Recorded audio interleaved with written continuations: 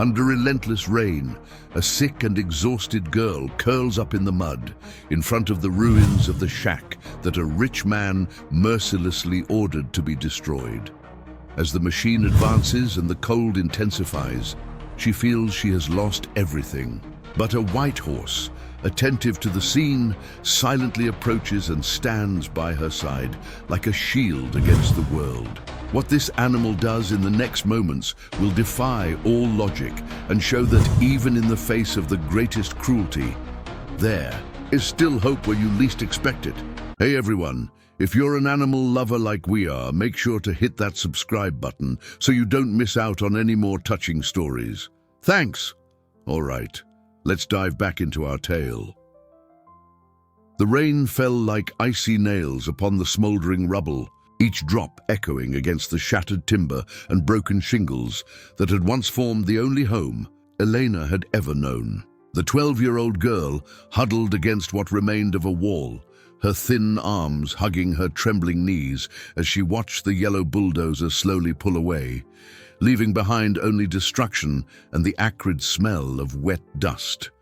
The little house had vanished in a matter of minutes. It had all happened so quickly that Elena still couldn't fully process the reality before her eyes. In the morning, she had awakened in her narrow bed, listening to the chirping of birds and the distant whinny of the white horse from the neighboring farm. Now, as the afternoon bled into evening under the heavy clouds, there was no more bed, no more roof, no more anything. Her lungs burned with each breath, the dry cough that had plagued her for months intensifying with the cold and damp. Elena pressed a hand to her chest, trying to ease the pain that felt like it was tearing her lungs apart from the inside. The fever that had come and gone in recent weeks made her body shake even more violently, mingling with the chill of the rain that had already soaked her simple clothes. A man in a dark suit and shiny shoes watched the scene from afar. Sheltered under a black umbrella, Arthur Sterling adjusted the gold watch on his wrist and nodded to the bulldozer operator, signaling the job was done. His cold eyes briefly landed on the huddled girl, but they showed no trace of compassion or regret. "The land is mine now," he muttered to himself, with the satisfaction of someone who had just closed a lucrative deal. "Legal documents, registered purchase. No trespassers on my property."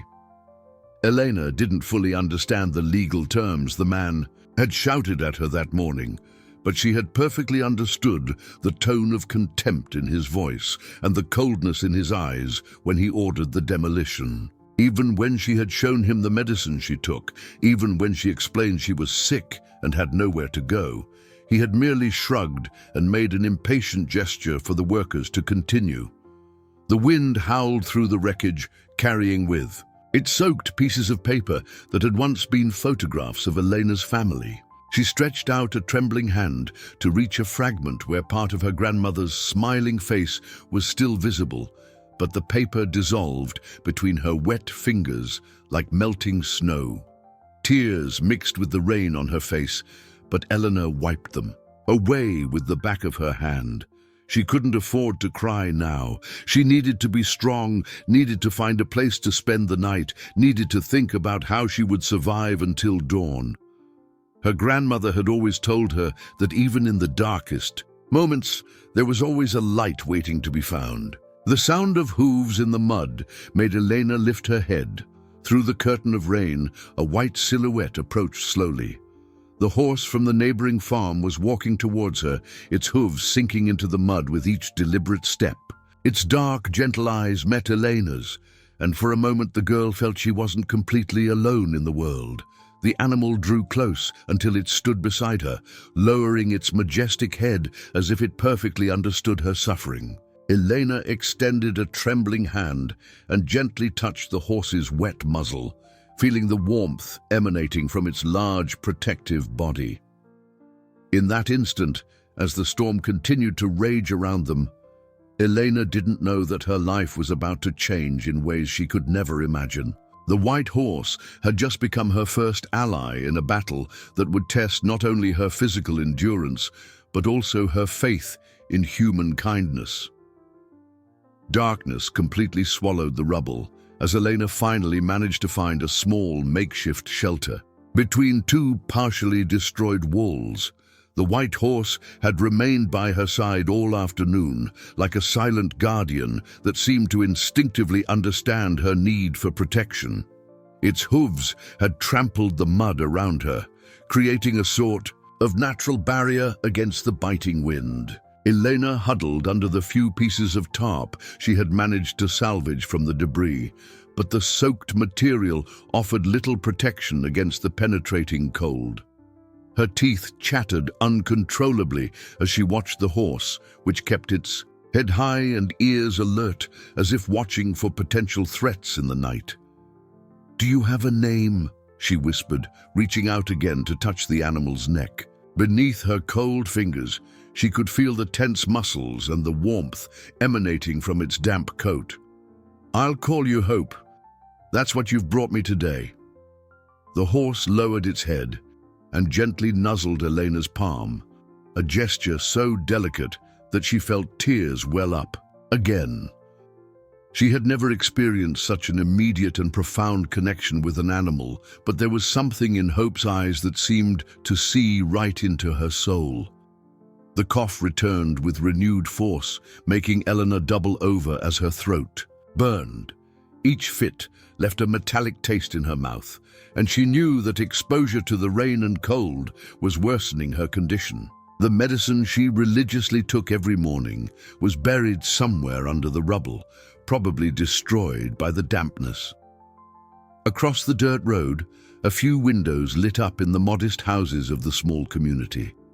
Elena could see silhouettes moving. Behind curtains, families gathering for dinner in warm, dry rooms. The scent of home-cooked food wafted to her on gusts of wind, making her empty stomach contract painfully. Mrs. Peterson, a grey-haired lady who lived in the nearest house, appeared at her window and watched the unusual scene for a few minutes. Her eyes narrowed when she saw Elena huddled among the debris, and she shook her head with a worried expression. For a moment, she seemed about to leave her house, but then she moved away from the window and closed the curtains. Elena felt her heart sink. She understood that people had their own families to protect, their own worries to deal with. She couldn't expect strangers to risk their comforts for a girl they barely knew. Still, loneliness weighed on her shoulders. Like a lead blanket, Hope whinnied softly, an almost melodic sound that seemed like a lullaby. The animal strategically positioned itself between Elena and the strongest wind, using its large body as a natural shield. Its hooves adjusted in the mud to find the most stable position, demonstrating an impressive determination to stay there all night. "You shouldn't be here," Elena murmured, stroking the horse's neck. "Your owner must be worried. You have a warm home, food, a safe place to sleep." But Hope showed no intention of leaving. Its eyes remained alert, constantly scanning the surroundings, as if protecting something precious. From time to time, it would shake its head or stomp its hooves, scaring away small nocturnal animals that approached the rubble curiously. As the night wore on, Elena felt her strength slowly ebbing away. The fever rose and fell in waves, causing her to alternate between violent chills and moments of suffocating heat.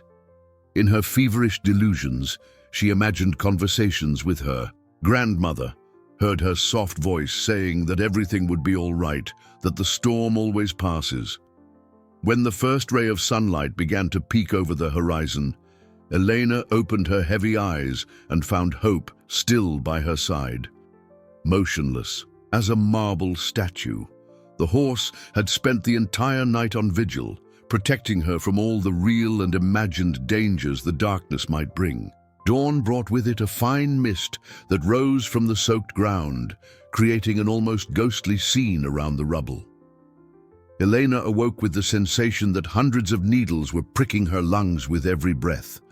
Her throat was so inflamed that swallowing had become a painful task, and the fever she thought had subsided during the night returned with renewed force. Hope remained by her side, but now the horse was staring intently down the road, where a few people were beginning to gather. Mrs. Peterson walked slowly towards the wreckage, carrying a steaming mug and a piece of bread wrapped in a clean cloth. Her features showed a mixture of compassion and apprehension, as if she were battling her own fears. "Child," she called softly, stopping a few feet away. "Are you all right? You spent the whole night out here?" Elena tried to answer, but only a hoarse sound escaped her throat. She nodded, trying to show gratitude for the woman's kind gesture. Hope shifted slightly, allowing Mrs. Peterson to approach closer, as if the horse were assessing her intentions.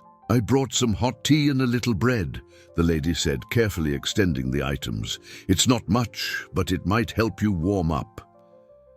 Eleanor accepted the gifts with trembling hands, feeling the warmth of the mug seep through her cold fingers. Like small waves of relief, the tea tasted of homegrown herbs and honey, and each sip seemed to soothe the irritation in her throat a little.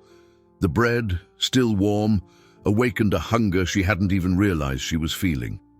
"Did this horse stay here all night?" Mrs. Peterson asked, observing Hope with curiosity. "I've never seen anything like it. It's as if he knew you needed protection." As Eleanor ate slowly, other residents began to approach. Mr. Hemlock, an elderly man who worked as a caretaker on one of the neighboring properties, stood beside Mrs. Peterson with a grim expression. "Heard it was that Sterling fellow who had the house torn down," he muttered, keeping his voice low. "They say he bought the land and doesn't want trespassers, but to do this to a sick child, that's not right. Watch what you say, John," Mrs. Peterson warned, looking around nervously. "That man has a lot of power around here. It's not wise to get into trouble with people like him." Eleanor listened to the conversation attentively, even though each word confirmed her worst fears. The man in the dark suit was not only cruel, but also powerful enough to intimidate an entire community. Her eyes filled with tears, not only from physical pain, but from the growing realization that she was alone against forces much greater than herself. Charlie, a young hand from the ranch where Hope lived, came running down the road, clearly looking in for the horse. When he saw the animal beside Elena, he stopped abruptly, an expression of surprise and concern on his face. "Hope," he called, but the horse merely turned its head briefly in his direction before returning its attention to Elena. "I've never seen him act like this. Been looking for him all night." Charlie approached cautiously, extending a hand to try to lead Hope back to the ranch. But the horse took a few steps back, positioning itself even closer to Elena, as if declaring its intention not to abandon her. "It's amazing," Mrs. Peterson whispered. "It seems he's chosen to stay here." The small crowd that had formed began to whisper among themselves, some showing admiration for the animal's loyalty, others worried about the possible consequences of indirectly defying a man as influential as Arthur Sterling.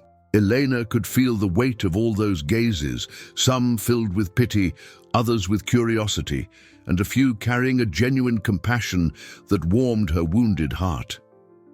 The sun climbed slowly in the sky, promising a warmer day, but Elena knew she would face challenges far greater than the weather.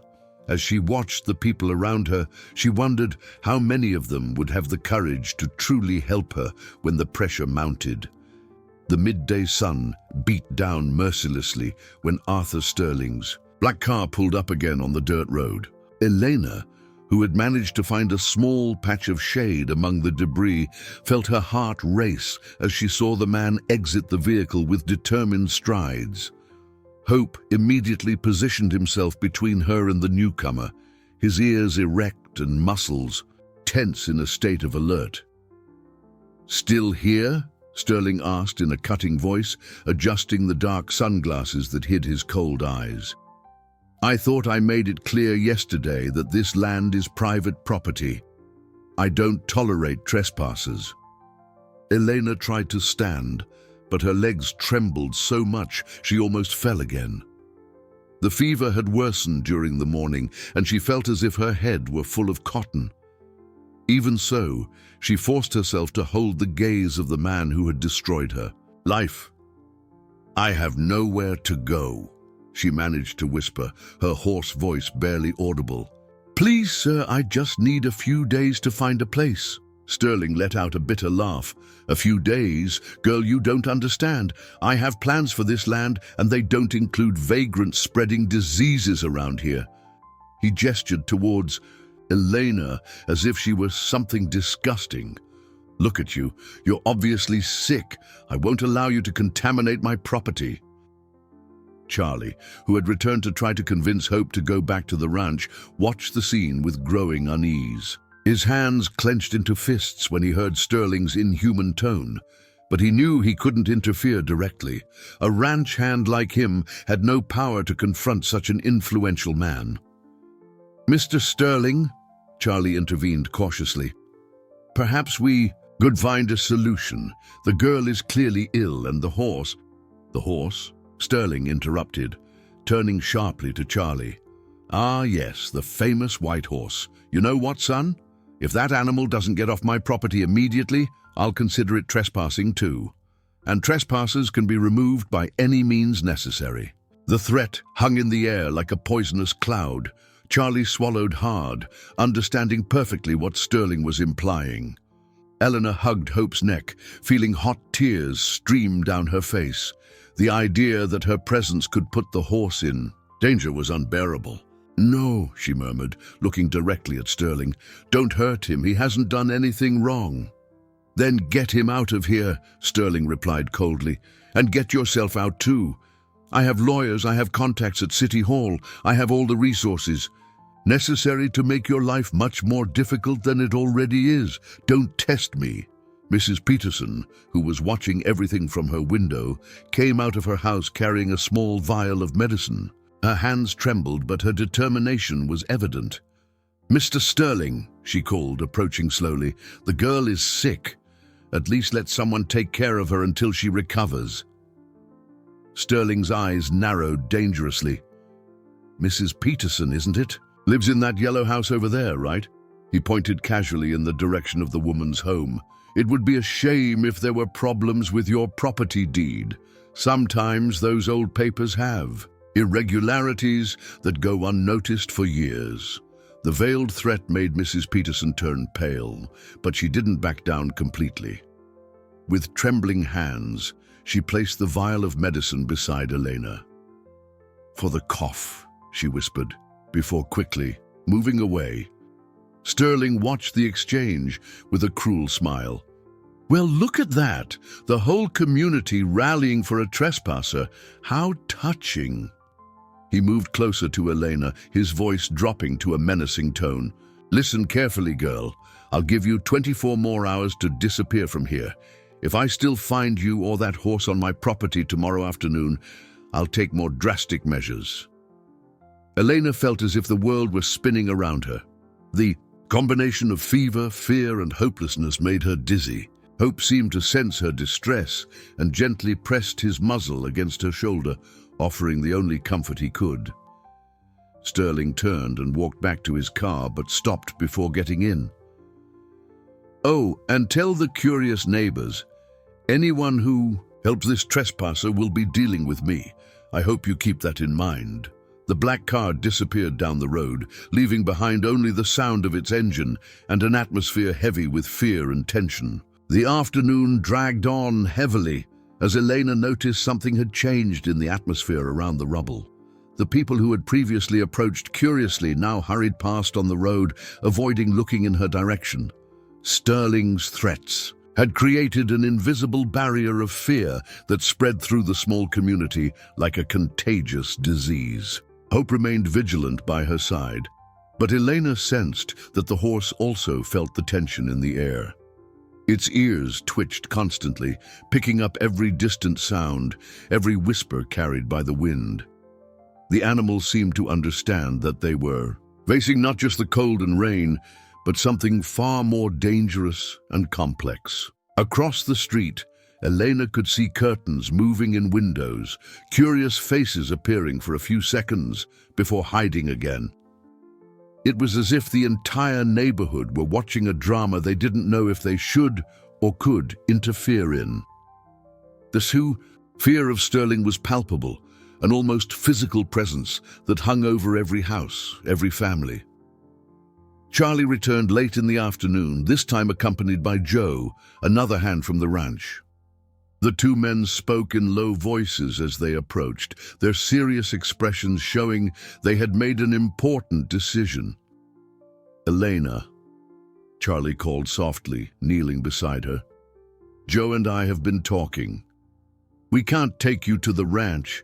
It'd be too risky for our jobs, but—" He hesitated, looking around to make sure no one was listening. "We have an idea." Joe came closer, carrying a small backpack. "There's an abandoned chapel about 2 miles from here, at the end of the dirt road. No one's been there in years. It has a roof, solid walls, even a small spring with clean water out back." Elena felt a spark of hope ignite in her chest. "Would you take me there?" "We can't be seen helping you directly," Charlie explained, looking nervously at the houses around them. "But if you can walk to the bend in the road when it gets dark, we'll be waiting with a cart. Hope can come too if he wants." Joe opened the backpack and showed its contents. Some bread, fruit, a canteen of water, clean blankets, and even some basic medicine. "We scrounged what we could without attracting attention. It's not much, but it should hold you over for a few days." Tears welled up in Elena's eyes, but this time they were tears of gratitude. "Why are you risking yourselves for me?" Charlie smiled sadly. "Because it's the right thing to do. My sister's your age. I can't imagine her going through this alone. And because that Sterling can't just terrorize an entire community," Joe added firmly. "There are limits to everything, even for powerful men." As the two men explained the details of the plan, Elena noticed movement in one of the nearby windows. Mrs. Peterson was watching the scene attentively, and when their eyes met, the woman nodded discreetly. A few minutes later, she came out of her house as if just to hang clothes on the line. "Child," Mrs. Peterson whispered as she passed close enough, "I have vitamins and more medicine at home. I'll leave a bag behind the big tree when it gets dark. Get it when you pass by." Elena felt as if her heart would burst with emotion. Even with all the fear Sterling had spread, there were still people willing to take risks to help her. Human kindness hadn't died completely, only hidden behind closed doors and drawn curtains. "Thank you," she managed to whisper, her voice choked with emotion. "I don't know how I'll ever repay you." "Just stay strong," Mrs. Peterson replied, briefly touching her shoulder. "And take care of that special horse. He chose you for a reason."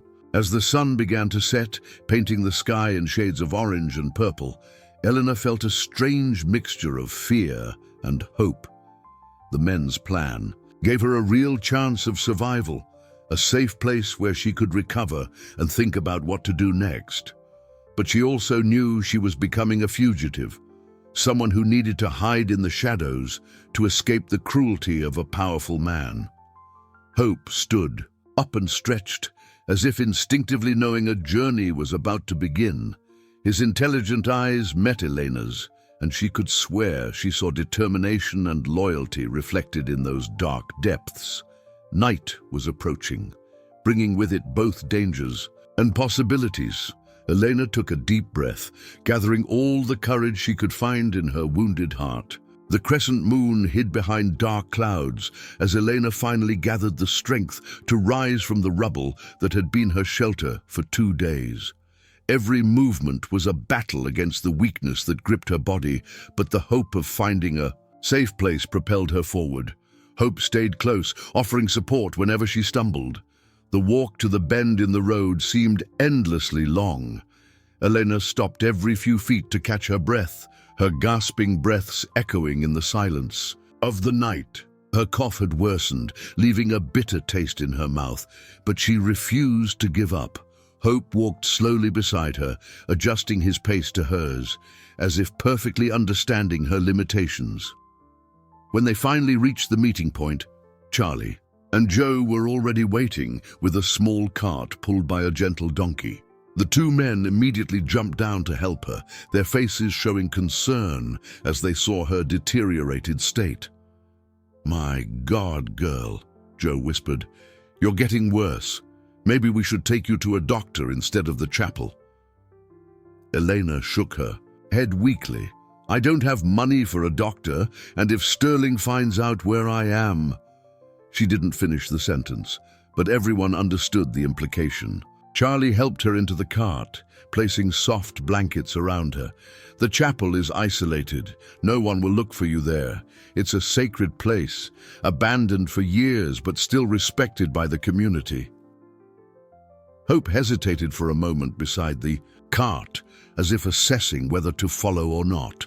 Elena reached out to him, whispering words of encouragement. "Come with me, Hope.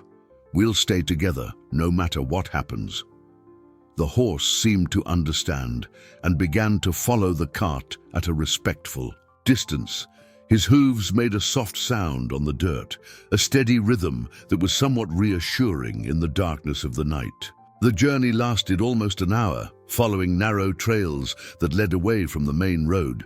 Charlie guided the donkey carefully, avoiding potholes and rocks that could make the cart jolt too much. Joe remained vigilant, constantly scanning the surroundings for any sign of pursuit.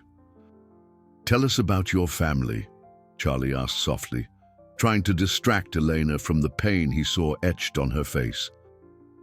"How did you end up on that land?" Elena closed her eyes, letting the memories flow.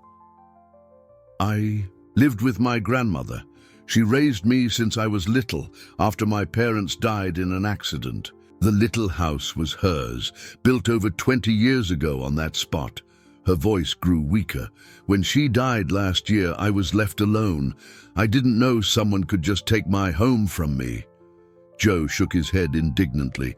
"That's not right. Living in the same place for 20 years should give you some rights, some legal protection.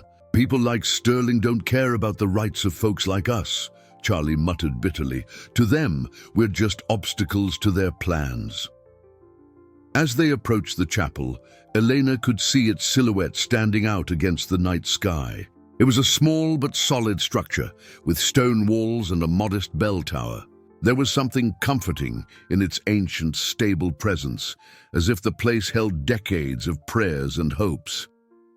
Charlie stopped the cart at the main entrance and helped Elena down.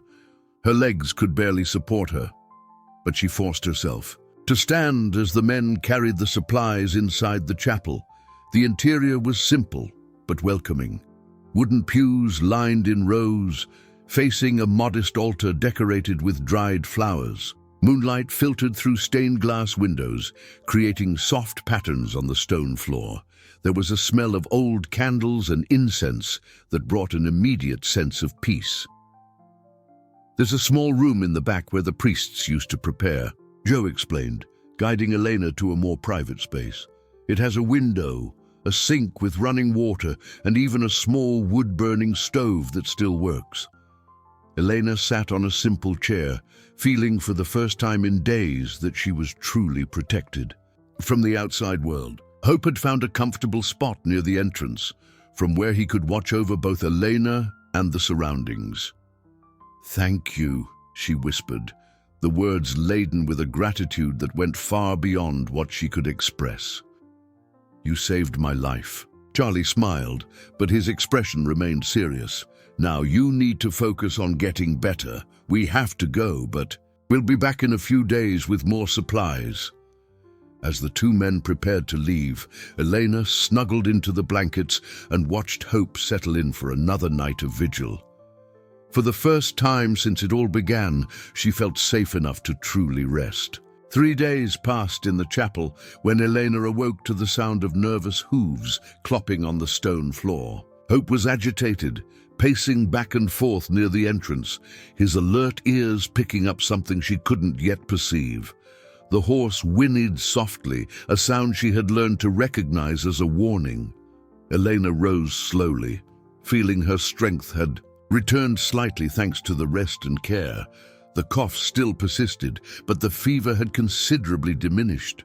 She approached the small window and peeked through the makeshift curtains she had made from pieces of cloth. Outside, she saw an unfamiliar car parked on the trail leading to the chapel. Two figures were getting out of the vehicle.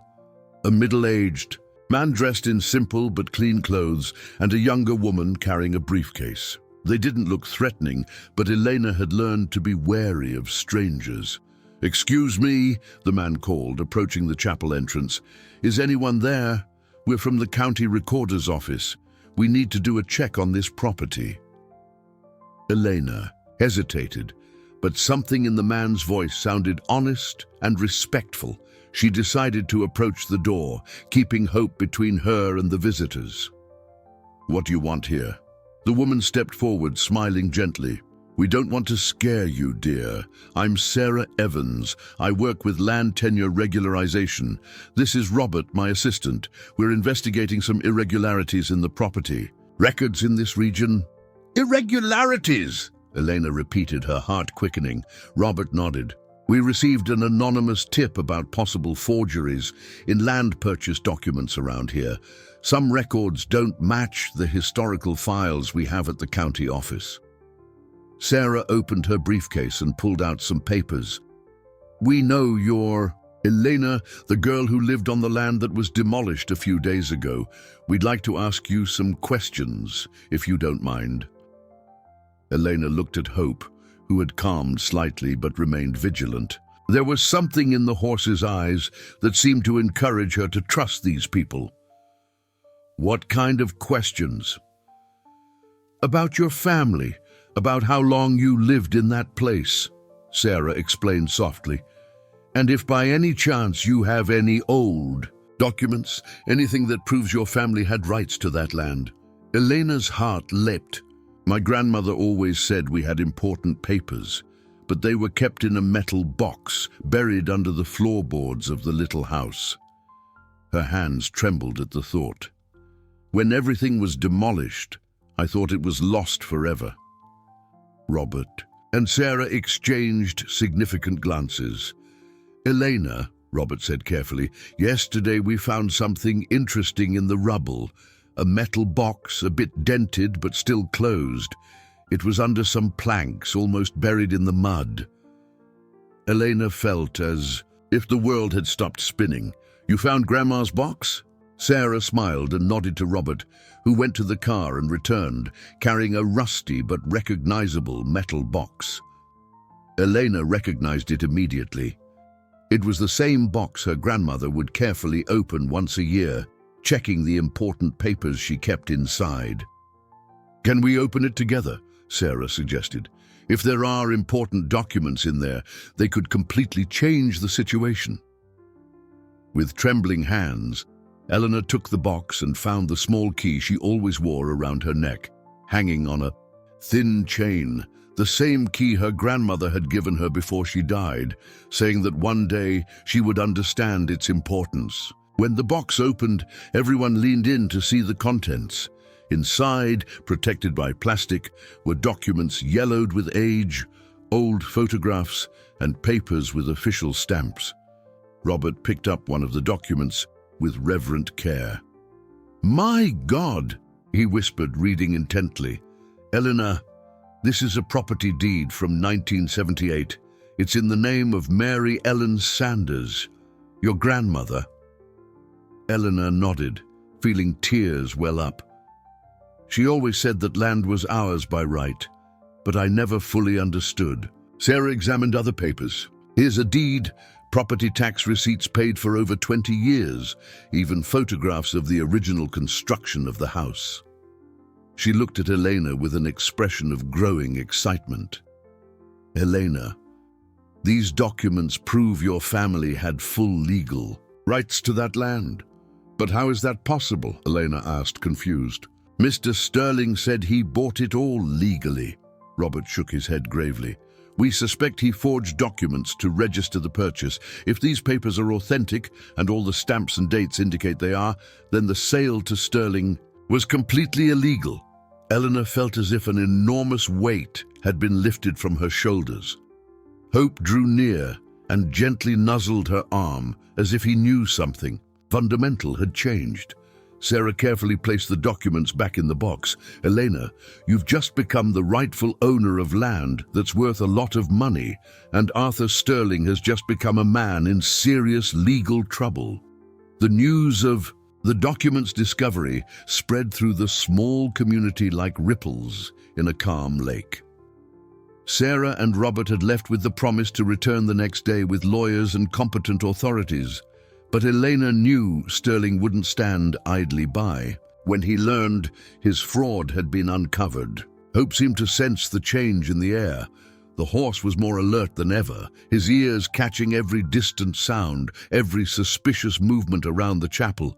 Elena watched his behavior attentively, learning to trust the keen instincts of the animal that had become her most faithful protector. Late in the afternoon, Charlie arrived running down the trail, his face showing a mixture of excitement and concern. "Elena!" he called, breathless. "The whole neighborhood is talking about the documents. Mrs. Peterson sent word that Sterling was at her house today, asking questions about who helped you leave the property."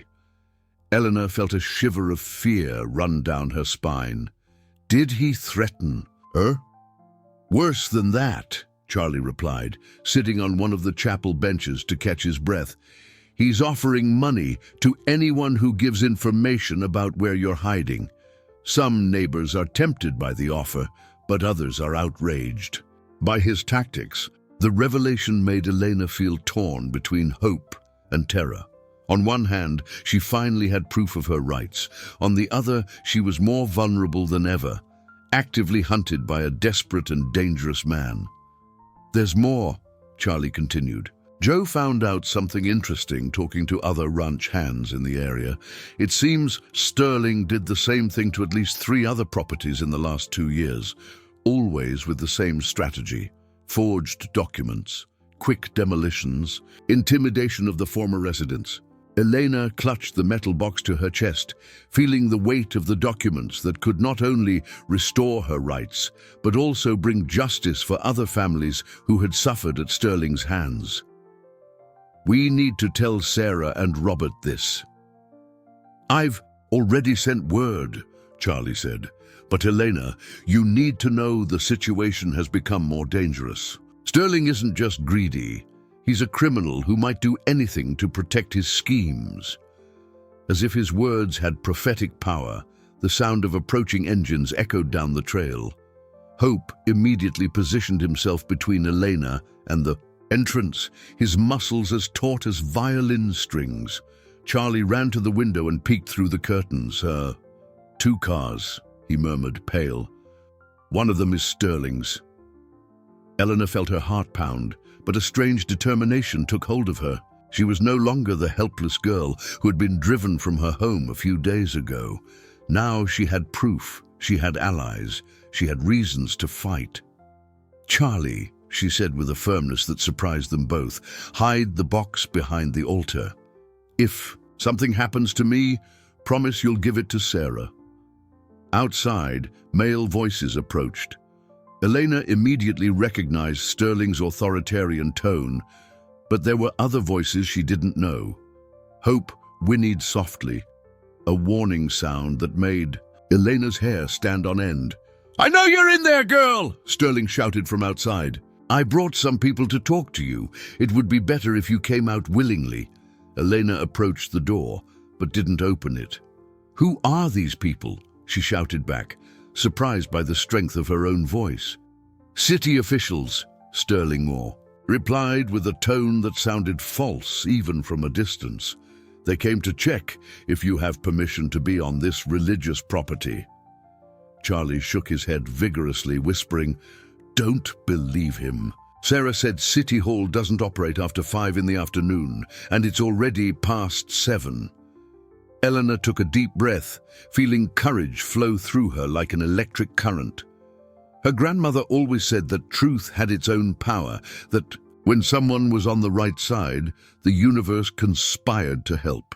"Mr. Sterling," she shouted through the door. "I know about the forged documents. I know about the other families you've cheated, and tomorrow morning the real authorities will know too." The silence that followed was deafening. Elena could imagine Sterling on the other side, processing her words, understanding that his world of lies was crumbling. When he finally answered, his voice had lost all pretense of civility. "Foolish girl," he snarled. "You have no idea what you're getting into. Some old papers mean nothing against real power." Elena looked at Hope, who remained steadfast by her side, and then at Charlie, whose eyes shone with admiration for her courage.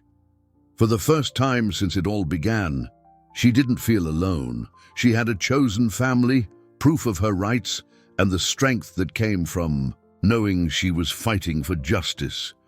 The tense silence was broken by the sound of heavy footsteps approaching the chapel door.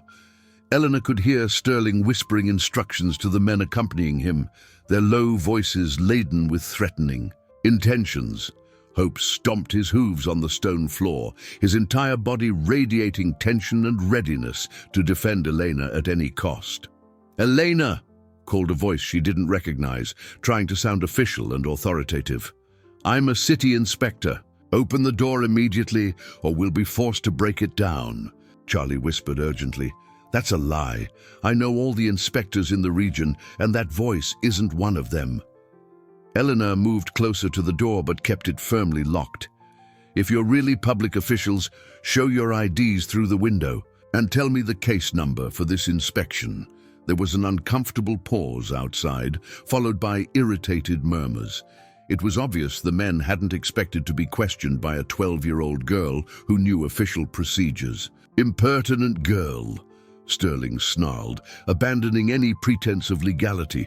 "You have 10 seconds to open this door, or we'll open it for you." Just then, the sound of other vehicles approaching echoed down the trail.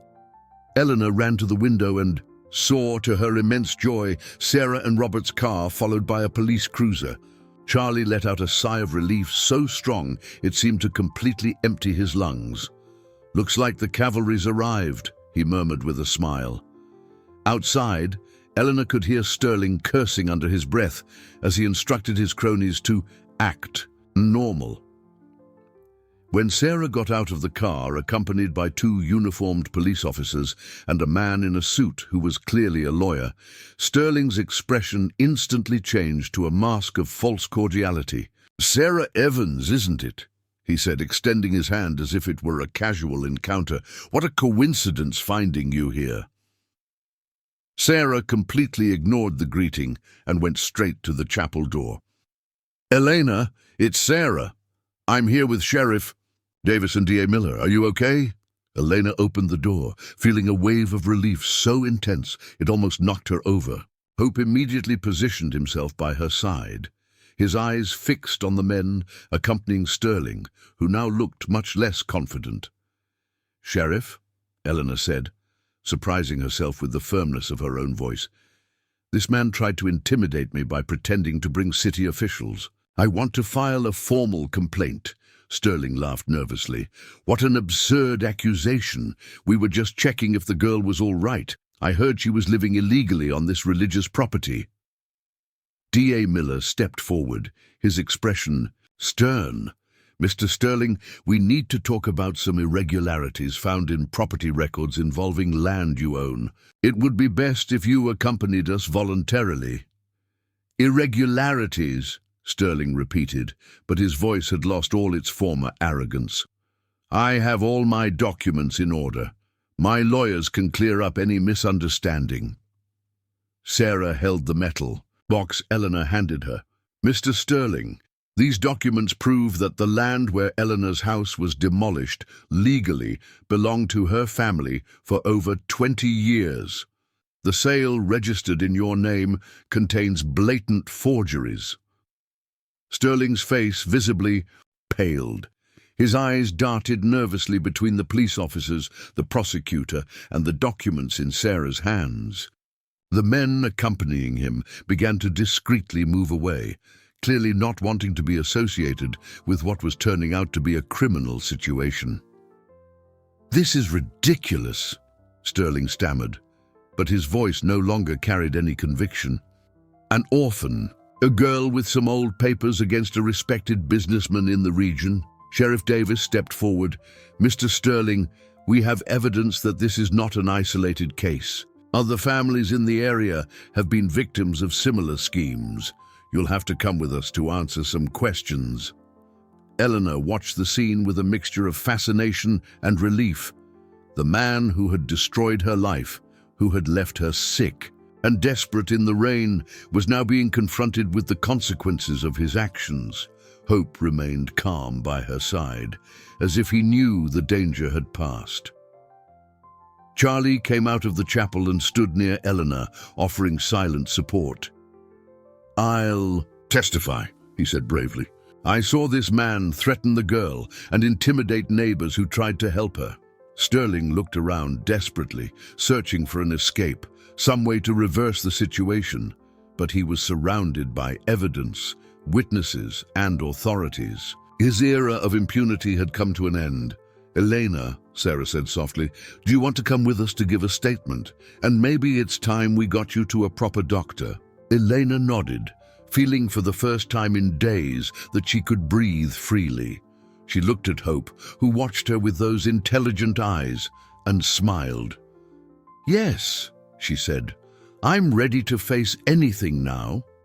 The neighboring town's sheriff's office was bustling when Eleanor arrived, accompanied by Sarah, Sheriff Davis, and Hope, who had insisted on following them even when Charlie tried to take him back to the ranch. The horse waited patiently outside, watched by a young deputy, who seemed fascinated by the animal's extraordinary loyalty. Elena gave her statement with a clarity that surprised even Sarah. Every detail of the demolition, every threat from Sterling, every moment of fear and despair was carefully recorded. When she finished, Sheriff Davis shook his head indignantly. "In 30 years on the job, I've rarely seen such a clear case of abuse of power and document forgery," he said, closing the report. "Elena, you were very brave to resist and seek justice." While they awaited legal procedures, Sarah took Elena to the community clinic. Dr. Harris examined the girl carefully, his expression growing increasingly concerned as he assessed the effects of prolonged exposure to cold and damp. "The pneumonia is in its early stages," he explained to Sarah. "A few more days without treatment, and it could have been very serious. I'll prescribe antibiotics and vitamins, but she needs constant care for at least 2 weeks. Outside, Hope whinnied softly as Elena left the clinic, as if he knew she was receiving the necessary care. She approached the horse and hugged his neck, whispering words of gratitude. When they returned to the chapel area to retrieve Elena's belongings, they found a scene that deeply touched her heart. Mrs. Peterson, Charlie, Joe, and at least 15 other neighbors were gathered, carrying food, blankets, medicine, and even clean clothes. "Eleanor," exclaimed Mrs. Peterson, rushing to hug her, "we heard you're going to be okay, that you managed to prove your rights to the land. The whole neighborhood is celebrating." Mr. Hemlock approached with tears in his eyes. "Child, you did what none of us had the courage to do. You faced that terrible man and showed that justice still exists." Charlie held a basket full of fresh fruit. "Elena, we all want to help rebuild. We've already talked and decided that when you're recovered, we'll work together to build a new house on your land." Elena felt tears of gratitude stream down her face. The same community that had hidden in fear of Sterling now gathered openly to support her. The transformation was as dramatic as it was touching. Sarah watched the scene with a warm smile. "Eleanor, until we find a permanent housing solution for you, I've arranged for a temporary foster family. Mrs. Peterson has offered to take you in." "It would be an honor to have you in my home," Mrs. Peterson said, holding Eleanor's hands. "And Hope too, of course. I have a small corral out back where he'll be comfortable." Joe stepped forward. Actually, about that, I spoke to the ranch owner about Hope. When he heard the whole story, he was so impressed that he decided to officially gift the horse to Elena. Said an animal with such loyalty and intuition deserves to stay with the one he chose to protect. Elena looked at Hope in disbelief. He's mine now, for real? Completely yours, Joe confirmed with a smile. The owner has already arranged all the paperwork. Who said he's never seen anything like it in 40 years of raising horses. Hope seemed to understand the conversation, approaching Eleanor and gently resting his head on her shoulder. It was as if fate were correcting all the injustices she had suffered, offering not only legal justice, but also a chosen family and a loyal companion for life. Sarah received a call and stepped away to answer. When she returned, her face was beaming with good news. Elena, the DA just informed me they found evidence that Sterling forged documents for at least 6 different properties. He will be criminally prosecuted, and you're entitled to substantial compensation for the damages suffered. The news was met with applause and celebrations from the small crowd. Elena felt as if she were living a dream, where every moment brought a positive turn after so many days of suffering. Charlie raised his voice above the celebration. Elena, there's one more thing. We all talked and decided we want to create something special on your land. Besides your house, we want to build a small community center where families in need can get help and legal advice. It would be a way to honor your courage and ensure others don't go through what you went through. Elena looked around at all those smiling faces, at Hope by her side, at Sarah, who had become like an older sister, and felt her heart could burst with happiness. The girl who days ago huddled alone in the rain was now surrounded by an entire community willing to fight by her side. A week had passed since Elena moved into Mrs. Peterson's welcoming home, and each day brought new discoveries about the strength of human bonds. Her health improved rapidly with proper medical care, nutritious food, and most importantly, the sense of security that enveloped her life like a warm blanket. Hope had adapted perfectly to the small corral in the backyard, but spent most of his time loose in the yard, following Elena like a protective shadow. The neighborhood children came to visit them daily, fascinated by the story of the brave girl and her loyal horse. Elena, Mrs. Peterson called early one morning, Sarah is here with important news. Elena hurried downstairs, finding Sarah sitting at the kitchen table with a radiant expression. Hope appeared at the window, as he always did when visitors arrived, watching with his intelligent eyes. I have 2 wonderful pieces of news, Sarah announced, barely able to contain her excitement. First, the judge has officially ruled that the land is yours by right, and Sterling must pay $100,000 in damages. Second, we found 2 other families who were victims of his and who will now also be able to recover their properties. Elena felt tears of joy well up in her eyes. Other families will get their homes back? Exactly, Sarah confirmed. Your courage paved the way for other people to seek justice too. One of them is a family with 3 small children who lost their home a year ago. They were living with relatives with no hope of recovering what was theirs. Mrs. Peterson served coffee for Sarah and fruit juice for Elena. And what happened to Sterling? He's being held in custody pending trial, Sarah replied with satisfaction. The evidence is overwhelming. Besides the forgeries, we discovered he was also evading taxes and threatening public officials. He'll be away for a long time, from causing trouble for innocent families. You know, Sarah, Elena said, sometimes I think my grandmother knew this was going to happen. She always told me the papers were important, that one day I'd understand. It's like she prepared everything to protect me, even after she was gone. Sarah held Elena's hand affectionately. Your grandmother raised a strong, determined girl. I'm sure she'd be very proud of how you faced all this. Charlie appeared at the back door, accompanied by Joe and other neighbors. They all carried tools and building materials. "Elena," Charlie called with a wide smile, "are you ready to see your new house starting to take shape?" Elena got up quickly, following the group to her original plot of land. What she saw left her speechless. Where before there had only been rubble and mud, now stood the basic frame of a small but solid house. The walls were already up and high. Several people were working on the roof. "We started yesterday morning," Joe explained proudly. "The whole community pitched in. Even people from neighboring towns came to help when they heard the story." Mr. Hemlock approached, wiping dust from his hands. "Elena, we want you to choose the wall colors, the type of windows, everything. This house is going to be exactly how you dream it." Hope had followed the group and now walked calmly around the property, as if inspecting the work. He stopped near the spot where the old tree, under which Elena and her grandmother used to sit and talk in the afternoons, once stood.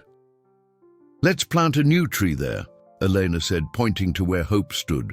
"A big, strong tree where other children can play and dream." Sarah hugged Eleanor by the shoulders. "And on the other side of the property, we'll build the community center Charlie suggested, a place where families can get legal advice, where children can study and play safely." Elena's tears now were of pure gratitude and hope. "I want it to be a place where no one ever feels alone or unprotected, where people like Sterling can't hurt innocent families." Mrs. Peterson wiped her own eyes with her apron. "We already have a volunteer teacher, 2 lawyers who've offered to give free consultations once a week, and even a doctor who'll come for monthly checkups." Elena watched all the activity around her. Neighbors working together, children playing. Among the tools, Hope watching over everything with a protective gaze, and understood she had found something much bigger than a house. She had discovered the true meaning of community, of a chosen family, of how one person's courage can inspire transformations throughout an entire region. "You know what?" she said to Sarah. "I think all of this needed to happen. The pain, the fear, even losing my home. Because if it weren't for all this, I never would have discovered how kind people can be when they unite for a just cause." Sarah smiled, watching Hope approach Elena, as he always did when he sensed she needed comfort. "Your grandmother must be so proud. You've transformed a personal tragedy into hope for an entire community." The day of the official unveiling of Elena's house had arrived, bringing with it a special energy that seemed to vibrate in the air. The entire community had gathered to celebrate not only the completion of the construction, but also the victory of justice over oppression. Hope was particularly lively, trotting around the property with a contagious joy that made the children laugh and clap. Elena wore a simple but pretty dress that Mrs. Peterson had sewn especially for the occasion. Her eyes shone with a light that hadn't existed weeks ago, a reflection of her recovered health and the inner peace she had finally found. She watched the activity around her new house with a mixture of gratitude and disbelief. "Elena," Sarah called, approaching, with a strange expression on her face. "There's someone here who'd like to speak with you. It's unexpected." Elena followed Sarah to the entrance of the property, where she found a middle-aged man who looked vaguely familiar. He was nervous, constantly fidgeting with his hands and looking at the ground. When he lifted his eyes to meet hers, Elena immediately recognized him. "You're one of the men who was with Sterling at the chapel," she said, instinctively taking a step back. Hope immediately appeared by her side, positioning himself between her and the stranger. The man nodded sadly. "My name is Michael Stevens. I need to ask for your forgiveness, Eleanor, and I need to tell you the truth about everything that happened." Sarah remained close, ready to intervene if necessary. "Elena, he went to the authorities voluntarily. He has important information about Sterling. Michael took a deep breath before continuing. Elena, I worked for Sterling for 5 years. He paid me to forge documents, intimidate people, to do the dirty work he didn't want to get his own hands on. His words tumbled out as if he had been carrying that weight for a long time. When I saw you that night at the chapel, sick, alone, protected only by a horse, something inside me broke.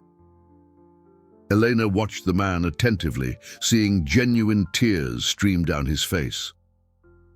Why are you telling me this? Because I have a daughter your age, Michael replied, his voice choked with emotion. And when I got home that night and saw her sleeping in her warm bed, safe and protected, I couldn't stop thinking about you huddled in the cold. I couldn't live with myself anymore, knowing I had contributed to so much suffering. Charlie approached, drawn by the intense conversation. Michael, you were one of Sterling's henchmen? I was, Michael admitted, but not anymore. I've turned over all the documents proving his crimes to the authorities. Names, dates, amounts, everything. Sterling won't be able to hurt anyone else for a very, very long time. Elena felt a complex emotion wash over her, anger for what the man had done, but also compassion seeing him genuinely repentant. How many families did you hurt? Many, Michael replied, lowering his head. More than I can count. But because of your courage, Elena, because you didn't give up even when everything seemed lost, all those families now have a chance to get back what they lost. Mrs. Peterson approached and placed a protective hand on Elena's shoulder. What do you want to do, dear? It's your decision. Elena looked at Hope, who watched her with those wise eyes, as if he knew this was a crucial moment. She thought of her grandmother, of the lessons about forgiveness and second chances she always heard when she was little. She thought of all the people who had helped her in her most difficult moments, offering forgiveness and support when she needed it most. Michael, she said finally, I can't pretend I'm not sad thinking about all the people who suffered, but I also see you're trying to do the right thing now. Michael looked up, a spark of hope shining in his eyes. I want you to help, Elena continued. I want you to use all the knowledge you have about Sterling's schemes to help the other families get their homes back. I want you to work with us at the community center, guiding people on how to protect themselves from scams like these. The silence that followed was broken by Hope's soft whinny, as if the horse approved of Elena's decision. Michael fell to his knees, sobbing with relief and gratitude. Elena, he said through tears, I promise I'll dedicate the rest of my life to righting the wrongs I've committed. I'll help every family. I'll work for free. I'll do everything I can to earn your forgiveness. Elena approached and extended her hand to Michael. Then let's work together. Let's turn all this pain into something good. When Michael stood up and took her outstretched hand, the entire community gathered around applauded spontaneously. It was more than a celebration of Elena's new home. It was the moment when forgiveness and redemption showed their transformative power, healing not only the wounds of the past, but planting seeds of hope for the future. 3 months had passed since the unveiling of Elena's house, and the property had transformed into a true center of hope for the entire region. The community center was fully operational, with Michael working tirelessly alongside Sarah to help families who had been victims of scams similar to Sterling's. Elena walked through the garden she and Hope had planted together, observing the flowers that were beginning to bloom.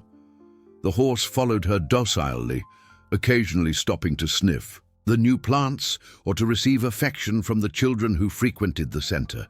The connection between them had deepened even further, becoming a living example of loyalty and unconditional love. Eleanor, Sarah called from the porch of the community center. The families from the neighboring town have arrived for today's meeting. Inside the center, Elena found 15 people gathered. 3 families who had lost their homes in fraudulent schemes and were now seeking legal guidance. Michael patiently explained the necessary procedures to recover properties, while 2 volunteer lawyers offered free consultations. "This is Elena," Sarah introduced her as she entered. "She's the one who had the courage to stand up to Sterling and pave the way for all of you to seek justice." A young woman holding a baby approached with tears in her eyes. "Elena, I don't know how to thank you. Because of your courage, we'll be able to give our son a safe home. We lived with relatives for 2 years after we lost our property." Elena held the woman's hands affectionately. "The courage wasn't just mine. It comes from all of us when we unite for a just cause." "Michael, you taught us that it's possible to change. It's possible to correct past mistakes." Michael approached, carrying a folder full of documents. "Elena, I have important news. The criminal case against Sterling has concluded. He's been sentenced to 8 years in prison and must pay compensation to all the victims. Furthermore, all fraudulently acquired lands will be returned to their rightful owners." The room erupted in applause and tears of joy. Elena felt a sense of closure, as if a painful chapter of her life was finally being concluded in the fairest way possible. Charlie ran into the room, breathless with excitement. "Elena, you have to see this! There's a reporter outside who wants to do a story on the community center. Said the story reached the state capitol and other communities want to create similar centers." Elena went out to find a young journalist accompanied by a cameraman. Hope immediately positioned himself by her side, as he always did when strangers approached. "Elena, I'm Peter Carson from Channel 5 News," the reporter said. "Your story has inspired many people. We want to show how a 12-year-old girl managed to transform a personal tragedy into hope for an entire region." During the interview, Elena spoke with a maturity that impressed everyone. "I learned that injustice only wins when people stay silent. When we unite, when we fight together, there's always hope for change."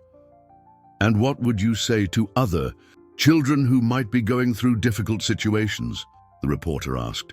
Elena looked at Hope, who watched her with those understanding-filled eyes. "I would say never give up. That even when everything seems lost, there are always good people willing to help, and that sometimes our greatest strength comes from the most difficult moments." After the interview, Mrs. Peterson appeared with a homemade cake to celebrate the center's success. "Elena, dear, you know you can stay at my house for as long as you want, don't you? You've become the daughter I always dreamed of having." Elena hugged the woman who had become her mother by heart. "Mrs. Peterson, you saved my life in so many ways. I want to stay here, grow up here, and continue helping other families through the center." Joe approached with a surprise. "Elena, we have a gift for you." The community pooled their resources, and we've officially registered the community center as a non-profit organization. You are officially the founder and honorary president of the Elena and Hope Institute. Elena looked around at all the people who had become her family: Sarah, Michael, Charlie, Joe, Mrs. Peterson, and so many others who had transformed her life. And there, always by her side, Hope watched everything with the silent wisdom that had protected her from day one. "The Elena and Hope Institute," she repeated, smiling. "I like the name. Hope was the one who taught me that we're never truly alone when we have love in our hearts." The sun was setting on the horizon, painting the sky with golden hues that bathed the land where it all had begun. Elena knew her journey was just beginning, but now she would face it surrounded by love, support, and the certainty that she had found her true home. A year had passed since that rainy morning that had forever changed Elena's life. Now, on a sunny spring day, She found herself in the same place where she had once huddled among rubble, but the transformation was so complete, it seemed like an entirely different place. The land had blossomed into an oasis of hope. Elena's house, painted in soft shades of blue and white, stood out surrounded by colorful gardens she and Hope tended with love. The community center next door bustled with activity, with entire families participating in workshops, legal consultations, and educational activities for children. Hope grazed peacefully under the shade of the large oak tree Elena had planted in memory of her grandmother. The young oak already showed signs of robust growth, promising decades of shade and beauty for future generations. Children played around its roots, their laughter echoing like music through the air. "Elena," called a familiar voice. It was Julia, one of the girls who had been helped by the center in recent months. Her family had recovered their home after. Michael managed to prove they too had been victims of forged documents. "Want to come play with us?" Elena smiled, watching the group of children who now regularly frequented the grounds. It was comforting to see how the place had transformed into a space of joy and security for entire families. "Coming," she replied, finishing watering the flowers that decorated the center's entrance. Sarah approached, carrying a folder with annual reports. "Elena, I need to show you the numbers for the Elena and Hope Institute. This year, we helped 43 families recover their properties, offered free legal advice to over 200 people, and 5 other communities have already created similar centers based on our model." Elena took the papers with hands that no longer trembled, hands that had grown stronger not only physically but also in determination and purpose. 43 families with their homes back, she murmured, feeling tears of gratitude. "My grandmother always said one person can make a difference if they have enough courage." Michael appeared on the center's porch, waved, and approached. In recent months, he had become a cornerstone of the institute, using his knowledge of fraudulent schemes to protect other families. His transformation was complete. The man who once helped destroy homes now dedicated every day to rebuilding them. "Elena, I just got a call from the DA's office," he said with a radiant smile. "Sterling's parole request was denied. He'll be in prison for the next 6 years at least. Also, the last of the fraudulently acquired properties was returned to its rightful owners today." Charlie and Joe arrived carrying tools, ready to expand the community center. Demand had grown so much, they needed to build more rooms to accommodate all the families seeking help. Mrs. Peterson followed them with a tray of iced lemonade, her face beaming with motherly pride whenever she looked at Eleanor. "Dear Mrs. Peterson," said, offering Eleanor a glass of lemonade, "a letter came for you today. It's from the State Department of Education." Elena opened the envelope with growing curiosity. As she read, her eyes lit up with each line. "Sarah, listen to this.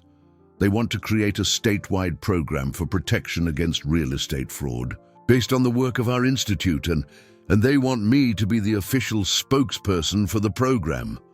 Hope drew near, as if he knew something important was happening. Elena hugged the horse's neck, whispering words of gratitude to her first and most loyal protector. "You knew all along, didn't you? You knew everything would turn out okay." The horse whinnied softly, nuzzling his muzzle against Elena's face, with the same tenderness he had shown on that first terrible night.